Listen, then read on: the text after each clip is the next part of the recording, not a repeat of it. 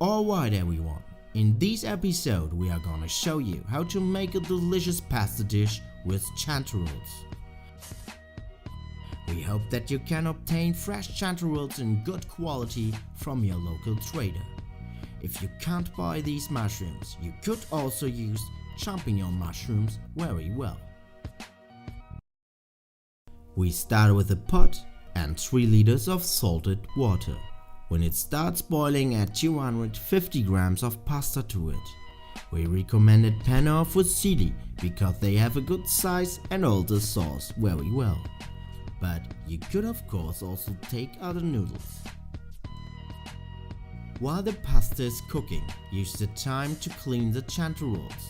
Treat them very cautious. With a small knife we remove every piece of dirt on the mushrooms.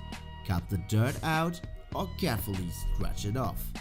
Boil the pasta until it's almost done, usually 7 till 8 minutes, depending on which pasta you use. Do not overcook the pasta, it will still cook a bit in the sauce later.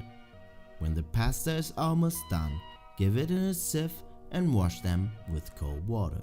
Put it by the side, we will use it later. Now we take a pan. Add some oil. When the pan is hot, give the chanterelles to it. Fry them very hot for 1 or 2 minutes. Also put them to the side. We will use them later too. Now we give 100 gram ham or bacon to the pan. Fry it and start cutting an onion. After we cut the onion in small pieces, we give these pieces to the frying ham. Fry it at moderate heat until the ham and the onions get a slightly brown color. After that, we add 400 milliliters of liquid cream and go on boiling it, also at moderate temperature. While the cream is cooking, we peel a clove of garlic and cut it into very fine pieces. Cook the cream for several minutes until it gets thicker.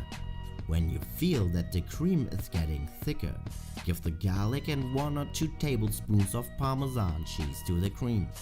After creating this simple sauce, we can give our pre-boiled pasta to it and cook it for another 1 or 2 minutes. Take some cherry tomatoes and half or quarter them.